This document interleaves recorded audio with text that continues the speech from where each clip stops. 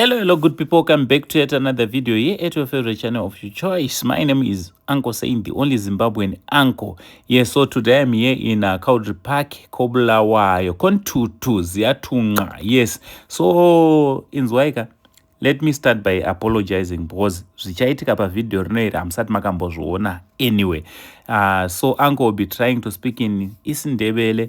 I will be trying to speak in Shangan and mixing with Shona.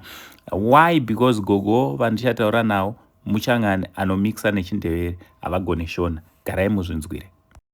Hello good people, welcome back to yet another video here at your favorite channel of your choice, Saint TV. Zita rangu semazuva ese ndinonzi Uncle Saint, the only Zim uncle. So today I'm here in Bulawayo, Kobulawayo, Kontutu. Yes, the city of kings and queens.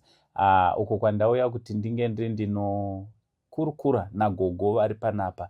Gogo vari panapa vaita dambudziko ravashungurudza, dambudziko risina kungoshungurudza ivo badzi asi ivo pamwe chete nevazukuru vavo vanorarama nawo panapa. Idambudziko repfuma yakasiyiwa nemwana wavo, idambudziko reimba ino iri kunoku kuCowdrey Park pano pedyo nepaterminus. So toda kuti tinge tiri tinokurukura nagogo nokuda kwezvedambudziko ravasangana naro.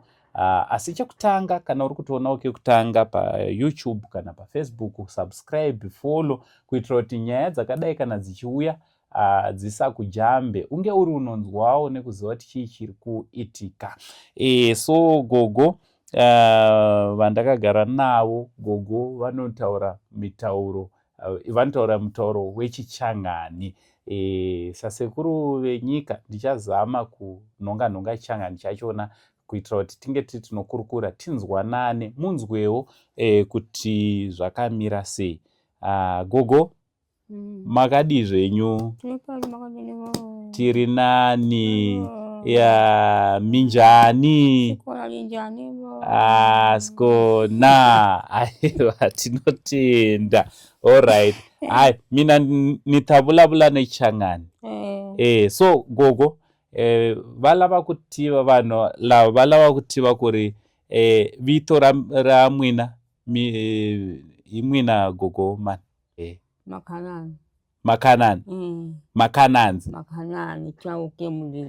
Makananzi chauke mulilo. Mihuma kwi? Ekai? Chikombedzi. Chiredzi. Pauro. Good. So mevulavula chichangani? Mimchangani mwina? Mchangana wechikombedzi. Hai. So gogo mwina vana vangani? Vana vahanyako. Swaisweswi vahanyako vangaki?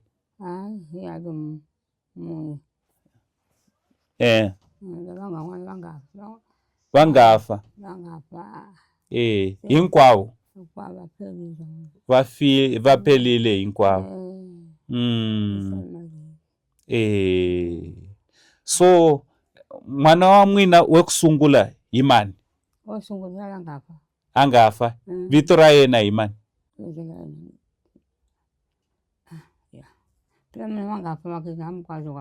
Hinkwavo vangafa. So alright. So misala na mani mwina? Imani usalile? Mwana wa mwina? Alright. Yena ukulile? Unoanyana? Oro wamfana? Mfana oro wanoanyana? Mufana. Alright. So ndrukuzama nditi? Ndrukuzama kuchichangani? Tinechipotsana mbichana. Alright. So gogo, truda mungatiudzawo here kuti imba inoi imba yani? Imba inoi indlulei? Indlu yamani le? Yalisenga. Lisenga. Yalangafa. Angafa. Mwana wa mwina Lisenga. Alright. So yena mwene we indlu le. Alright. Mfazi wa mamati angafa mwana mfazi wa yena futhi wamasati wa yena ufile na yena. Alright. Ko vana va vona? Abana. Bana va vona. Vafile hinkwavo. Hey. So kusala mwina ntsena? Usale mina nahana kalma. Namntwana lo ndoda angakhona wakaya. Sorry. So kune sile kwendleka sweyindlu leyi maswitiva kune munhu alava yindlu leyi maswitiva angifuni kuyindlu leyi ngisiwalini la ngifuna ku ngihlala ematwana bami nalava mazukulu wami nalava. Alright. Ngifuna kuwahlala la mihlala nabo nawazukulu wami la kuhlala bazukulu wami nalava ngoba ngene baligongako. Alright. Banigonga kula batwana nalava. Ngoba ngakwazi kubatwana lokho nokwahlala la. Bangasukumi bahlala la mphakathi kemuzi lo. Wahlale watatshama hi n'wina la. Ngoba nzukulu ngihlala khona nalava. Ngoba ngifuna kubahlala la bangasukumi. Mayindlu yabona. Ngoba ngikwazi kula batwana lava. Banikwazi mina lava. Ngoba ngigonga kwini banigonga kuthile ikwazi lapha. Ivona vaendla hinkwaswo swilo mi swi lavako. Indlu lakho vanikufunda kulapha. Ya mara sweswi kuna wanhwanyana u kona wun'we nhwanyana u lava ku rhengisa yindlu leyi mitini hinkwaswo leswiyani ala ku rhengisa yindlu leyi nhwanyana a pfuna ku yindlu loko a rhengisa yena hayi yi rhengisiwa hi yena hi ma yindlu yakwe a ni swi tivi yindlu ya twana hambilala mara yena u ri nhwanyana loyana u ri n'wana wa n'wina n'wana wa mina na mukwazi mina angazi mina amkwazi rhengisa yena angahindlu yakwe hayi mara yena una tivibambiri ti komba ku ri yena n'wana wa n'wina birth certificate ya yena i kombeta ku ri valiwe zita ra Lisenga n'wana wa n'wina. Wo coca kunani ya ncoca wo coca kwa hava ku u rhengisa a swi kona leswiya mukwazi nto ya so hama dzangu ndofunga muri kuzvinzwira panapa gogo vanomixa ndo zvandazivisiwa gogo vanomixa shona vanomixa ndevele vanomixa nechichangani ndo zvatiri kuzama kutaura panapa. Nyaya iripo ndeyekuti gogo vari kutizivisa kuti zvoni pane vatizivisa vakati vakazvara vana vavo 4 vazvara vana vavo 4 vana vavo vese vakasvika pavakaparara vakashayika asi paita dambudziko rekuti pane mwana wavo ane imba inoi iri panapa paCaudry Park pavanotogara ivo gogo. Imba inoi yakuita dambudziko rekuti pane umwe akambochengetwawo pamba panapa ave kuda kunge ari anotora imba inoi achitengesa. Chikonzero chekuti zita rake birth certificate akazotoreswa nemwana wagogo ava. Saka gogo kutaura kunoku imba iyi yoda kutengesewa ivo vodzingwa vobva panapa. Zvizere tichazonzwa nevazukuru vavo nekuti gogo vane muzukuru wavo umwe chete mwana wavo iyeye aripo watichakurukura naye 1 asara pamwe chete zvakare nevana vehanzvadzi yemuridzi weimba inoi vanova vana vagogo ivavo vana vavo varipo zvakare vachakurukura nawo. So gogo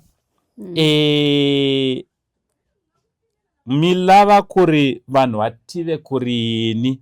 Kuna vanhu vamiona isweswi vali handle lo, so vona va ta tiva kuri indlu leyi indlu ya n'wina or indlu leyi munhu lowuyani. Indlu ya mina ni vatswari va mina lava. Vatswari va mina va khome ku indlu ya vona lava. Va nga tlula mutani wanga. Vana ve n'wana wa n'wina wa nhwanyana wa n'wansati a nga fa n'wana wa n'wina yena u na vana lava yena. Alright. So mi tshama na vona la. Alright. Va ni kwazi ku lava twana. Xin'wana xi pfuna ku chuya ka mina. Xin'wana xi pfuna ku chuya ka mina lava twana. Vo ni tshembile ku vona lava twana. Pfuna vona lava twana. Va hlala phakathi ka muti lowu. Indlu va twana va nga le. Vazukulu va ku ka mfundi lowu. Alright. Vazukulu va yena. Vazukulu va yena valisenga naye. Vazukulu va nga fa lowu nga fa. Vazukulu va ku anga zula mntwana lo. Alright. Yeah. Hayi izinto ziyahlupha lezi vele. Abantu bayahlupha. Bayahlupha abantu. Kakhulu. Makhanda una ngathi kwathi. Athathe kahle.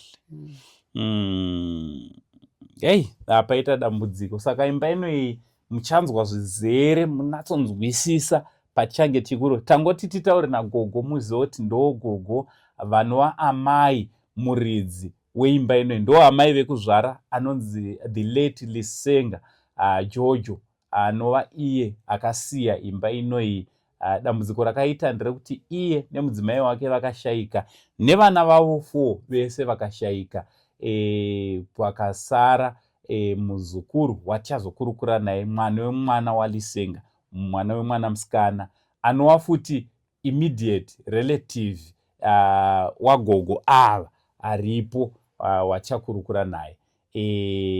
Ai gogo mina ntakusiyai mufambe ntavulavula na vazukulu va n'wina lava. Hi vona va ta hi nyiketa indhawu leyi kuri yi hamba kanjani. Hayi siyabonga gogo. Ya hayi khensile na khensa. Ya nachitiva changani. Nachikwazi changani. Niyavulavula nya. Chichaka. Hayi nilava ku famba kuya le Malipati. Makutiva Malipati. Chikombedzi. Lava ufamba kona. Lava ufamba kona. Lava kunzimbe munye. Nzimbe nechukela. Itimfe. HP. Aiwa tatenda. Aiwa rukurukura na mchembere wangu panapa. Aiwa tinotenda. Imimi garai muone rimwe video rikutera ratichange tichinatsokurukura zvizere panyaya iyi. Zita rangu ndinonzi Uncle Saint. Ndiri kuno Kobulawayo eCowdry Park. Lapa ngize ngizozwa indaba yagogo kuti zviri kufamba sei. Ndichavitaura zvese zvirudzi. For now ndichiti it's much love and God bless you.